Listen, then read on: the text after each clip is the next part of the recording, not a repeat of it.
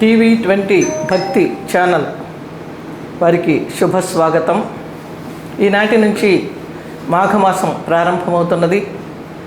ఈ మాఘమాస వైశిష్ట్యాన్ని గురించి మనకి స్కాంద పురాణం చాలా వివరంగా వివరించి చెప్పింది. మనకి కార్తీక పురాణంలో ఎలా కథలు ఉంటాయో ఈ మాఘమాసంలో కూడా అలాంటి కథలని చెప్పింది. కార్తీకంలో వలె మాఘంలో కూడా ప్రధానంగా స్నానం, దానం అనే విషయాలని గురించే ఈ పురాణం మనకి బోధిస్తున్నది.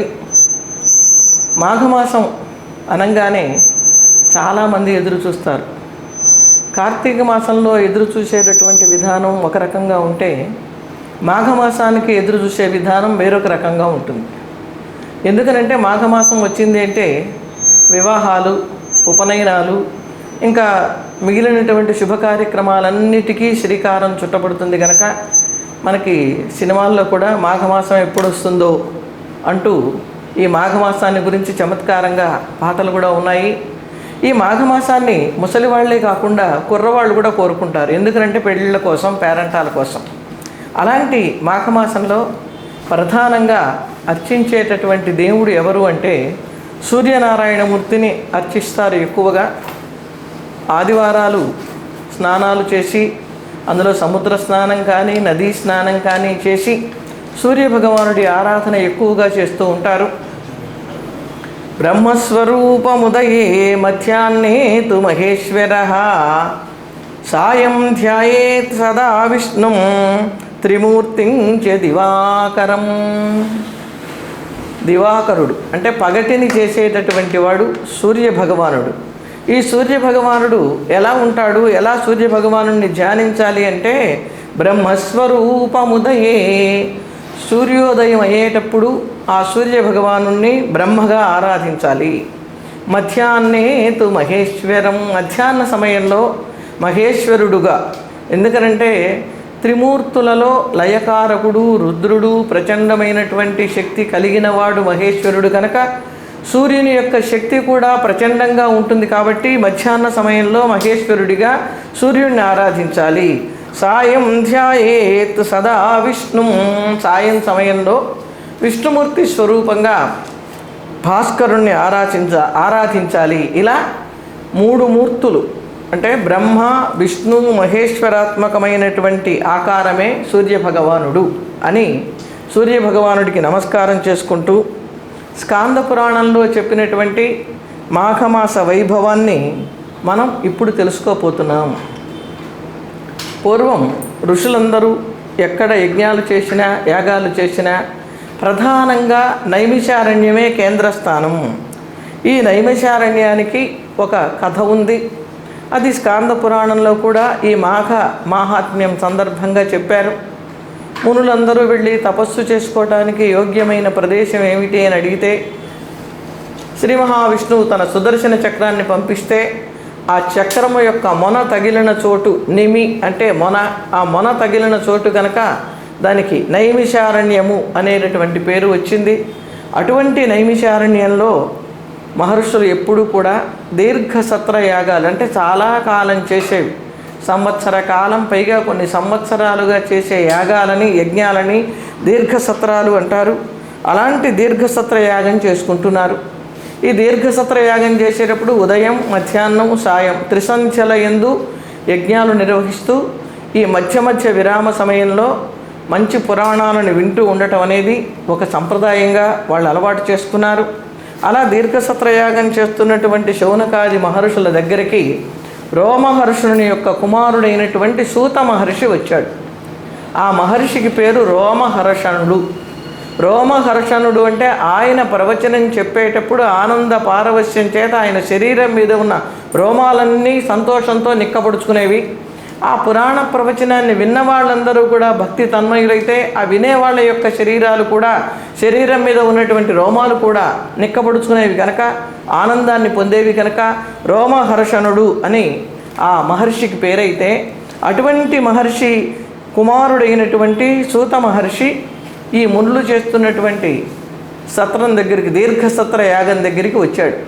వస్తే వీళ్ళందరూ పెద్దవాళ్ళు వచ్చినప్పుడు సహజంగా ఎదురు వెళ్ళి నమస్కారం చేసి స్వాగతం పలకటం అనేది సంప్రదాయం కనుక ఆ సంప్రదాయ ప్రకారంగా ఎదురు వెళ్ళారు, స్వాగతం పలికారు, ప్రార్థించారు, తీసుకొని వచ్చారు.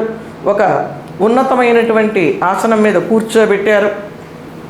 ఆ కూర్చోబెట్టుకున్న తర్వాత సపర్యలైనవి, కుశల ప్రశ్నలు అయిన తర్వాత ఆ మహర్షులందరూ కూడా ప్రార్థించారు. ఏమని ప్రార్థించారు అంటే, మాకు మాఘమాస వైభవాన్ని గురించి తెలియచేయమని అడిగారు. అడిగితే ఈ ప్రశ్నని అభినందించి ఆయన వెంటనే చెప్పటం మొదలుపెట్టలేదు. కళ్ళు మూసుకున్నాడు, ధ్యానం చేశాడు, తండ్రి గారిని తలుచుకున్నాడు, గురువులకు అందరినీ స్మరించుకుని వాళ్ళందరికీ నమస్కారం చేశాడు. చేసి సమాధానం చెప్తున్నాడు. లోకంలో చదువుకున్న వాళ్ళు ఏ పాపాలు చేసినా వాళ్ళకి ఆ పాపాలకు విరుగుడు తెలుసు గనక ప్రాయశ్చిత్తం చేసుకుంటారు. యజ్ఞాలు చేసో, యాగాలు చేసో, జపం చేసో, తపస్సు చేసో. కానీ ఏమీ చదువుకోనటువంటి వాళ్ళకి అనుకోకుండా చేసిన పాపాలు పోవటానికి మార్గం ఏమిటి అంటే ఈ మాఘమాసం. ఈ మాఘమాసంలో చేసేటటువంటి స్నానాలు కానీ, దానాలు కానీ, పూజలు కానీ సమస్త విధములైన పాపాలని పోగొడతాయి అని చెప్పి, ఇది ఎవరి కోసము అనేది స్పష్టంగా ముందే చెప్పాడు. చదువుకున్న వాళ్ళ కోసం కాదు, చదువుకోని వాళ్ళు, ఏమీ తెలియని వాళ్ళు, అలాంటి వాళ్ళు కూడా సులభంగా తరించటానికి ఏర్పాటైనదే మాఘమాసము అని స్పష్టంగా మాఘమాస వైభవాన్ని గురించి చెప్పటం మొదలుపెట్టాడు. అయితే ఈ మాఘమాస వైభవాన్ని ఈ సూత మహర్షి కంటే ముందు ఎవరు చెప్పారు అనే ప్రశ్న వస్తుంది. ఎవరైనా చెప్పారా, ఈయనే చెప్తున్నాడా అని. ముందు చెప్పిన వాళ్ళు ఉన్నారు. ఎవరు వాళ్ళు? పార్వతీ పరమేశ్వరుడు. వాళ్ళకంటే ముందు ఎవరైనా ఉన్నారా? ఉన్నారు. గృత్సమధుడు అనేటటువంటి ఒక మహర్షి ఉన్నాడు. ఈ గృత్సమధుడు అనేటువంటి మహర్షి యొక్క గొప్పతనాన్ని ఋగ్వేదం చెప్పింది. అందులో ఇంద్ర సూక్తంలో వస్తుంది ఈ మహర్షి యొక్క ప్రస్తావన.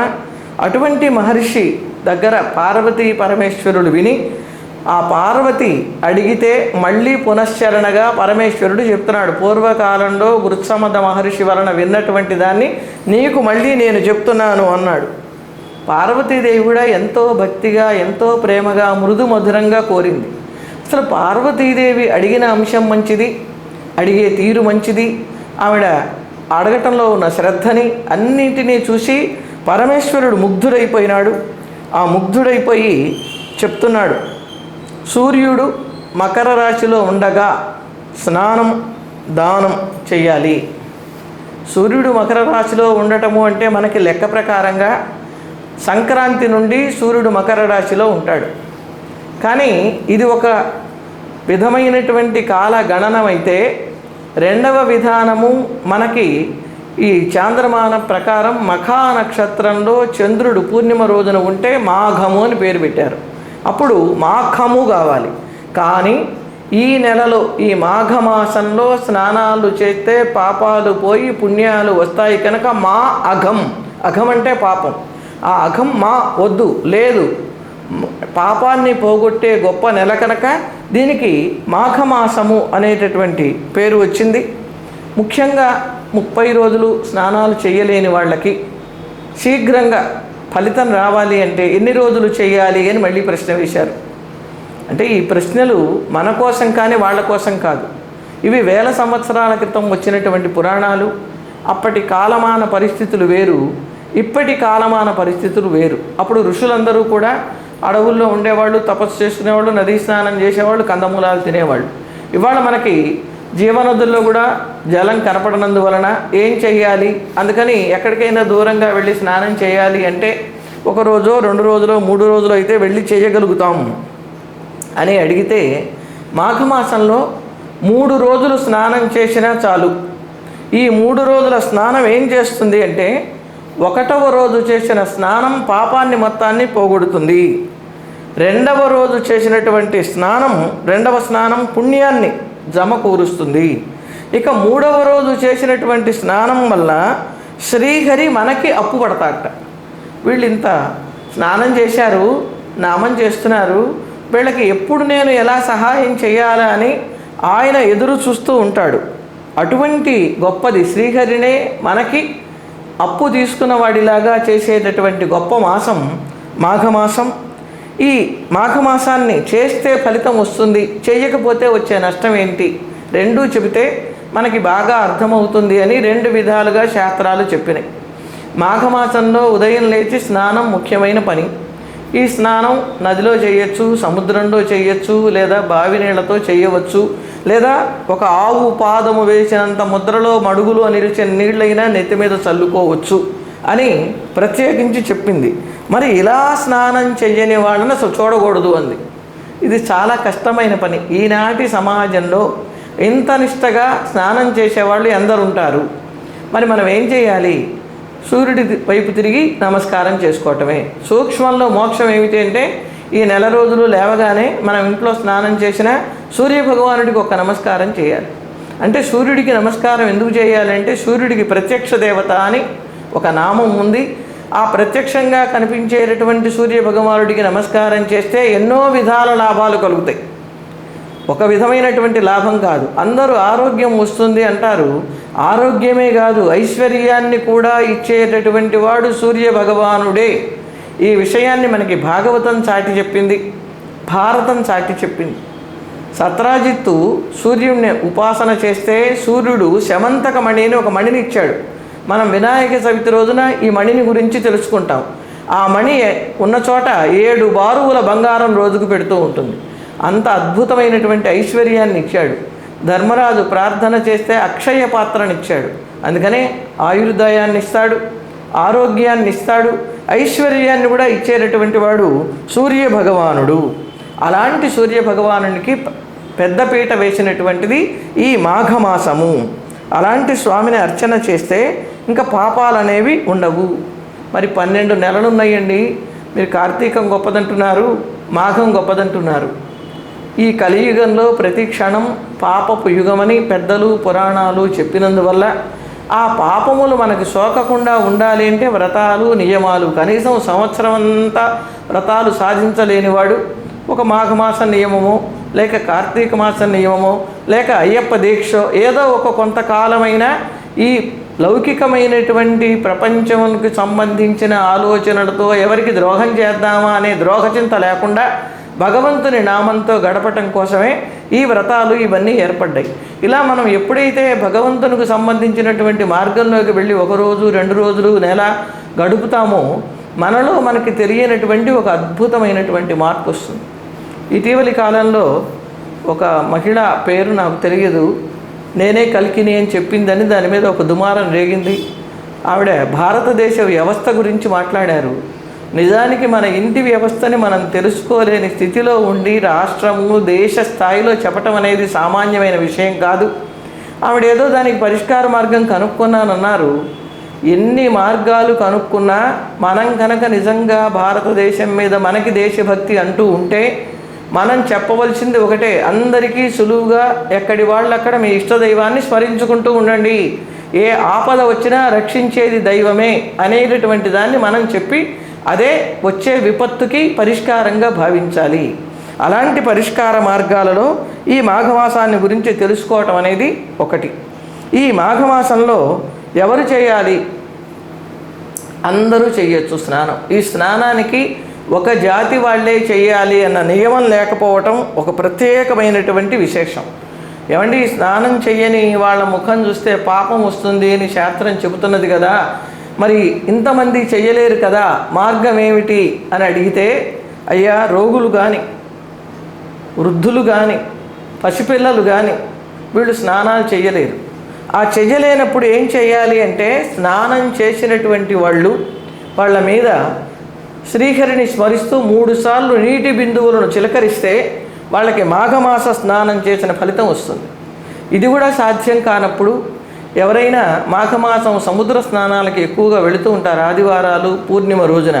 అలా స్నానానికి వెళ్ళి వచ్చిన వాళ్ళకి మనకి తోచిన దక్షిణ పెట్టి తాంబూలం ఇచ్చి నమస్కారం చేస్తే ఆ రోజు వాళ్ళు చేసిన స్నాన పుణ్యఫలం మనకు వస్తుంది. ఇంకా ఇంతకంటే తేలికగా ఏం చెబుతారండి? ఎవరైనా సరే అప్పటి కాలానికి అనుగుణంగా నియమాలు చెప్పారు, ఇప్పటి కాలానికి అనుగుణంగా మార్పులు కూడా చేసి మనకి సౌకర్యంగా చెప్పారు. దేవతలలో శ్రీహరి వలె వృక్షాలు, చెట్లల్లో అశ్వత్థ వృక్షం రావి చెట్టు వలె అలాగే బాగా ప్రకాశంగా ఉన్నటువంటి దేవతలలో సూర్యుడి వలె, శాస్త్రాలలో వేదం వలె ఈ నెలలన్నింటిలో మాఘమాసం చాలా గొప్పది. మనం పని చెయ్యకపోయినా పర్వాలేదండి, చేసే వాళ్ళని తిట్టద్దు అని చెప్తున్నది ఈ మాఘమాసం. ఎవరైనా మాఘస్నానం చేసి వస్తే వాళ్ళని చూసి నిందించకుండా ఉంటే మనకి పుణ్యం వస్తుంది. ఏమండి మీరు మాఘస్నానం అంటున్నారు, ఈ మాఘస్నానం వల్ల ఎవరైనా ప్రయోజనాన్ని పొందారా? మనం ఏదైనా విషయం చెప్పేటప్పుడు ఒక ఉదాహరణని కనుక మనం గట్టిగా చెప్పినట్లయితే ఆ ఉదాహరణని విని మనం తర్వాత ఆ పని చేయటానికి ఆలోచిస్తాం, ఎంతవరకు చేయగలుగుతాము అనేటటువంటి ఆలోచనతో కొంచెం ముందడుగు వేయడానికి అవకాశం ఉంటుంది. కేవలం ఇలా చెయ్యండి చెయ్యండి చెయ్యండి అని 100 సార్లు చెప్పినా చేస్తే ఏమిటి అన్న ప్రశ్నే వినేవాడికి కలుగుతుంది. కానీ ఆ చేసినందువల్ల వచ్చే లాభాన్ని ముందుగా విడమరచి చెప్తే చెయ్యాలి అనే కోరిక వాళ్ళల్లో కలుగుతుంది. దీనికి సంబంధించిన కథ ఏమైనా ఉందా అని అడిగితే దానికి ఒక కథ చెప్తున్నాడు. పూర్వకాలంలో దిలీప మహారాజు గారు, మన కార్తీకంలోనూ దిలీపుడే వచ్చారు, ఇక్కడ కూడా మొట్టమొదట దిలీప మహారాజు గారే దర్శనమిస్తున్నారు. దిలీప మహారాజు గారు సామాన్యులు కారు, సూర్యవంశంలో జన్మించినటువంటి వాడు, మహానుభావుడు. అలాంటి దిలీప మహారాజు గారు వేట కోసం వెళ్ళారు. వేటాడటం అనేది రాజుల యొక్క ధర్మం. ఈ వేట వల్ల ప్రయోజనం ఏంటి అంటే అసలైన ప్రయోజనం వేరు, ఇప్పుడు లోకంలో జరుగుతున్నటువంటి వేటలు వేరుగా ఉన్నాయి. పూర్వకాలంలో మహర్షుల ఆశ్రమాలు అడవులలో ఉండేవి కనుక ఆ అడవిలో పెద్ద పులులు కానీ, సింహాలు కానీ, అడవి దున్నలు కానీ బాగా ఈ మహర్షుల ఆశ్రమాల మీదికి వచ్చి దాడి చేస్తూ ఉంటే రాజుగారు వెళ్ళి వాటిని సంహరించి ఆ ఆశ్రమాలని సంరక్షించేవాడు. అది వేట. కానీ అలా వేటకి వెళ్ళినటువంటి రాజుగారు కొంతకాలం వేటాడిన తర్వాత అలసిపోయారు. ఆయన వేటాడుతున్నటువంటి ఒక ప్రదేశం దగ్గర ఓ అందమైనటువంటి సరోవరం కనిపించింది. ఆ సరోవరం దగ్గర విశ్రాంతి తీసుకున్నాడు. ఇంకా మెల్లిగా గుర్రాన్నెక్కి నగరానికి ప్రయాణమైనాడు. అలా గుర్రాన్నెక్కి 4 అడుగులు ముందుకు వచ్చాడో లేదో ఒక బ్రాహ్మణుడు కనపడ్డాడు. ఏమయ్యా మహారాజా, నీకు చాలా విషయాలు తెలుసు కదా, మాఘమాసం వచ్చింది, మాఘమాసం వస్తే నదుల్లోనో చెరువుల్లోనో స్నానం చేయాలంటారు. ఇక్కడ ఉన్నటువంటి చెరువు చాలా గొప్ప శక్తి కలిగినటువంటి చెరువు, ఈ చెరువులో స్నానం చెయ్యి అని చెప్పాడు. మాఘమాసంలో చెరువులో స్నానం చేస్తే లాభం ఏమిటి అని అడిగాడు ఆ బ్రాహ్మణుడిని ఈ దిలీప మహారాజు గారు. ఆ లాభం ఏమిటో మీ గురువుగారిని అడుగయ్యా, మీ గురువుగారు చెప్తారు, నేను కాదు చెప్పేది అని చెప్తే ఈ దిలీప మహారాజు గారు ఆ బ్రాహ్మణుడు చెప్పినటువంటి మాటలను విని తన నగరానికి వెళ్ళి అక్కడ నుండి వశిష్ఠ మహర్షి ఆశ్రమానికి వెళ్ళాడు. మహర్షి, ఇలా నేను వేటకి వెళ్ళి వస్తున్నప్పుడు ఒక విప్రుడు కనిపించాడు, స్నానం చేయమన్నాడు. మహిమ ఏమిటి అంటే మిమ్మల్ని అడిగి తెలుసుకోమన్నాడు. ఈ మాఘమాసంలో స్నానం చేస్తే వచ్చే లాభం ఏమిటో దయచేసి నాకు వివరించండి అని ప్రార్థించాడు. సరే, ప్రార్థిస్తే ఆ మహర్షి చెప్పటం మొదలుపెట్టాడు. పూర్వం క్షామం అంటే తిండి లేని దరిద్రం వచ్చింది ప్రపంచానికి. ఎక్కడొచ్చింది? వింధ్య పర్వతానికి, హిమాలయ పర్వతానికి మధ్య భాగంలో ఉన్నటువంటి ప్రదేశంలో క్షామం ఏర్పడింది, కటిక దరిద్రం. ఆ బాధ తట్టుకోలేకపోయినారు మునులు, ఋషులు. వాళ్ళే తట్టుకోలేకపోయినారు. ఇక మామూలు అల్ప ప్రాణులు, మహాప్రాణులు, మానవులు, పశువులు వీటి సంగతి చెప్పేదే ఉంది. ఇవన్నీ బాధపడుతున్నాయి. మహర్షులు కూడా బాధపడ్డారు. అలాంటి సమయంలో భృగు మహర్షి ఆ ప్రాంతాన్ని విడిచిపెట్టి వెళ్ళటం ఇష్టం లేకపోయినా కైలాస నగర ప్రాంతానికి వెళ్ళాడు. వెళ్ళి అక్కడ ప్రాంతం బాగుంది, చల్లగా ఉందనుకున్నాడు. చక్కగా ఆశ్రమాన్ని నిర్మించుకున్నాడు. అక్కడ తపస్సు మొదలుపెట్టాడు భృగు మహర్షి. ఎప్పుడైతే భృగు మహర్షి మంచి ఆశ్రమాన్ని నిర్మించి తపస్సు చేస్తున్నాడో అక్కడికి దేవతలు వస్తున్నారు, గంధర్వులు వస్తున్నారు, కిన్నరులు వస్తున్నారు, కింపురుషులు, దేవజాతి వాళ్ళందరూ కూడా ఆ ఆశ్రమానికి రాకపోకలు చేస్తున్నారు. ఇలా కొన్నేళ్ళు గడిచాయి. తర్వాత ఒక రోజున ఒక గంధర్వుడు వచ్చాడండి. ఆ గంధర్వుడు తన భార్యని వెంట పెట్టుకొని భృగు మహర్షి ఆశ్రమం దగ్గరికి వచ్చాడు. సరే, వస్తూనే మహర్షి కదా, ఈ గంధర్వుడు నమస్కారం చేశాడు. సరే అడిగాడు, ఏంటి నాయనా ఎందుకు వచ్చావు, ఏమిటి నీకు వచ్చిన కష్టము అని. వాడు ఏడుస్తున్నాడు. ఎందుకు బాధపడుతున్నావు అని మళ్ళీ అడిగాడు. అడిగితే గంధర్వుడు చెప్తున్నాడండి, గంధర్వుడి శరీరం అంతా చాలా అందంగా ఉంది, ఒక్క ముఖమే పులిముఖంగా ఉంది. ఆ పులిముఖాన్ని చూస్తే ఎవరి దగ్గరికి వెళతారు, ఎవ్వరూ వెళ్ళరు, అందరికీ భయము, పైగా వికృత రూపం అది. ఇటువంటి స్థితిలో అయ్యా మహర్షి, నా భార్యని చూస్తున్నారు కదా, చాలా సుందరాంగి సుకుమారి, నా శరీరం కూడా అంతా సుందరంగానే ఉంది, కానీ ముఖం మాత్రం పులిముఖమైంది. ఈ పులిముఖం అయినందువలన నా భార్య నా దగ్గరికి రావటానికి చాలా భయపడుతున్నది. అందరూ కూడా నన్ను చూసి పరిగెత్తుకుని పారిపోతున్నారు. నాకు ఈ వికృత రూపం పోయే మార్గం ఏదైనా ఉంటే చెప్పండి అని ప్రార్థించాడు. సరే, ఎన్ని నదుల్లో స్నానం చేసినా ఉపయోగం కనిపించలేదు. మనం ఈ ప్రపంచంలో ఉన్నటువంటి తీర్థాలన్నింటిలో మునిగిన కనిపించనటువంటి ఫలితము మాఘమాసంలో స్నానం చేస్తే కనిపిస్తుంది. భృగు మహర్షి ఆలోచించాడు. అతని ముఖాన్ని చూస్తే దీనాతి దీనంగా ఉంది. ఆ దీనాతి దీనంగా ఉన్నటువంటి ఆ గంధర్వుడి ముఖాన్ని చూసి జాలిపడి, నేను ఒక ఉపాయం చెప్తాను చేయమన్నాడు. ఏమిటి స్వామి అన్నాడు చాలా ఆతురతతో. ఏమీ లేదు, మాఘమాసంలో నీవు 1 రోజులు నదీ స్నానం చేయి, నీవు నీ భార్య, సూర్యుడిని ఆరాధించు అని చెప్పాడు.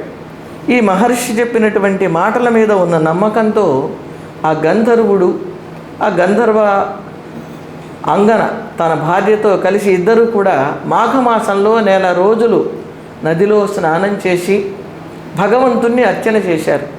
అయితే ఈ నెలలో శివుణ్ణి అర్చించాలా, శ్రీహరిని అర్చించాలా అన్నటువంటి ప్రశ్న వస్తుంది. ఈ 1 రోజులు స్నానం చేసిన వాళ్ళు శివుణ్ణి కానీ హరిని కానీ ఎవరినైనా సరే హరిహరులను అర్చించవచ్చు. అలాగే సూర్యునికి కూడా నమస్కారం చేయవచ్చు. ఈ విధంగా అతను హరిహరులను అర్చించాడు, సూర్యుడికి నమస్కారం చేసుకున్నాడు, భక్తిగా చేశాడు. ఈ చేసిన పని త్రికరణ శుద్ధి అంటే మనకి మనస్సు, వాక్కు, చేత అని 3 ఉంటాయి. ఈ 3 కూడా ఒకటిగా చేసుకుని చేశాడు కనుక అతనికి 1 రోజులు పూర్తయ్యేసరికి అత్యాశ్చర్యకరంగా అతని ముఖం పులిముఖం మారిపోయి అతని శరీరానికి తగినటువంటి అందమైనటువంటి రూపం వచ్చింది. చూసుకున్నాడు, ఆనందాన్ని పొందాడు. మళ్ళీ భార్యతో కలిసి ఆ మహర్షి దగ్గరికి వెళ్ళాడు, నమస్కారం చేశాడు. మహర్షి, మీ దయ వలన నాకు వికృత రూపం పోయింది అన్నాడు. ఆ మహర్షి కూడా అతను కృతజ్ఞతగా వచ్చి తిరిగి నమస్కారం చేసినందుకు చాలా సంతోషించాడు. సరే, గంధర్వుడు సెలవు తీసుకుని తన భార్యతో తన లోకానికి వెళ్ళిపోయాడు. మాఘమాసంలో స్నానం చేస్తే ఫలితం ఏమిటి అన్న వాళ్ళకి ఇదిగో ఇది పెద్ద ఉదాహరణ. కేవలం మనకి పులిముఖాలు, కోతిముఖాలు, ఎద్దుముఖాలు, గాడిద ముఖాలు ఉండక్కర్లా. మన ముఖము కళని కోల్పోకుండా, కళావిహీనం కాకుండా మంచి అందంగా కళకళలాడుతూ ఉండాలనుకున్నా మనం మాఘమాసంలో మనకున్నటువంటి అవకాశాన్ని బట్టి స్నానం చేసి భగవద్ ఆలయానికి వెళ్ళి స్వామికి నమస్కారం చేసుకుంటే మనకి ఉన్నటువంటి ఈ కళకాంతులు లోపించకుండా ఉంటాయి అనేది మనకి ఈనాటి ఈ అధ్యాయం కథ వల్ల బోధపడింది. కనుక మనం ఎలా ఉన్నా అందరికీ కనిపించేది ముఖమే. ఆ ముఖం ప్రసన్నంగా ఉంటే ఎదుటివాడికి మన పట్ల ఒక రకమైనటువంటి అభిమానం కలుగుతుంది, ఆదరం కలుగుతుంది, మాట్లాడదాం అనిపిస్తుంది. అలాంటి ముఖానికి ఒక వర్చస్సునిచ్చేటటువంటిది ఈ మాఘ స్నానం. మా అఘం అంటే అసలు పాపం జోలికి పోకుండా ఉండేది, ఉంచేది మాఘమాసము. సంస్కృత సాహిత్యంలో ఒక చమత్కారం ఉంది. మురారి పద చింతా చేత్ తదా మాఘే మతింకురు అని. మురారి, మాఘం 2 పేర్లు ఉన్నాయి ఇందులో. మురారి అంటే విష్ణుమూర్తి, మాఘము అంటే పాపం లేనిది అని. సంస్కృత సాహిత్యంలో 2 కవులు ఉన్నారు. ఒక కవి మురారి, ఒక కవి మాఘుడు. మురారి పద చింతా చేతు, ఈ శ్లోకానికి పైకి కనిపిస్తున్న అర్థం శ్రీ మహావిష్ణువు పాదధ్యానం కనుక చేసినట్లయితే, చెయ్యాలనుకుంటే తదా మాఘే మతింకురు, అప్పుడు నీవు మాఘం పాపం చెయ్యాలి అనే ఆలోచనని పోగొట్టుకో అని పైకి కనిపించే అర్థం. మురారి పదచింత మురారి అనే కవి రాసినటువంటి నాటకంలో ఉన్నటువంటి పదాల స్వారస్యం తెలిసిన తరువాత మాఘం అనే కావ్యమునందు నీవు బుద్ధిని పెడితే ఆ కావ్యం నీకు అర్థమవుతుంది అని రెండో అర్థం. ఇలా చమత్కారంగా ఈ మాసనామాలని దైవనామాలని చక్కగా జోడించి మనకి సంస్కృత సాహిత్యం కొన్ని సూక్తులను అందించింది కనుక ఈ మాఘమాసంలో నెల రోజులు చేయలేని వాళ్ళం మొట్టమొదట్లో చెప్పుకున్నట్టుగా కనీసం నెలలో 3 స్నానాలైనా చేద్దాం. అంటే నదికి వెళ్ళగలిగిన వాళ్ళు వెళ్ళండి. సముద్రాలు ఇంకిపోయే దుస్థితి లేదు కనుక సమీపంలో ఉన్నటువంటి సముద్రాలకు వెళ్ళి, అది కూడా అస్తమానం తర్వాతనో అలలు తీవ్రంగా ఉన్నప్పుడు కాకుండా తగు జాగ్రత్తలతోటి ఆ సముద్ర స్నానాన్ని ఆచరించండి. 3 సార్లు వెళ్ళలేని వాళ్ళు ఒకసారి ఒక స్నానం అయిన తర్వాత మళ్ళీ కొద్ది వ్యవధినిచ్చి రెండవ స్నానం, మళ్ళీ మూడవ స్నానం, ద్వితీయ స్నానం, తృతీయ స్నానం అని సంకల్పం చెప్పుకొని చేసినట్లయితే మన పాపాలు పోతాయి, పుణ్యాలు వస్తాయి. స్వామే మనకు అప్పుబడి మనని ఎలా రక్షించాలా అని ఎదురు చూసేటటువంటి అద్భుతమైనటువంటి శక్తినిచ్చేటటువంటి ఈ మాఘమాసంలో ప్రథమాధ్యాయాన్ని పూర్తి చేసుకుందాం. రేపు 2వ అధ్యాయంలో మళ్ళీ మీ ముందుకు వస్తుంది టీవీ 20 భక్తి ఛానల్ ఆధ్యాత్మిక విషయాలతోటి.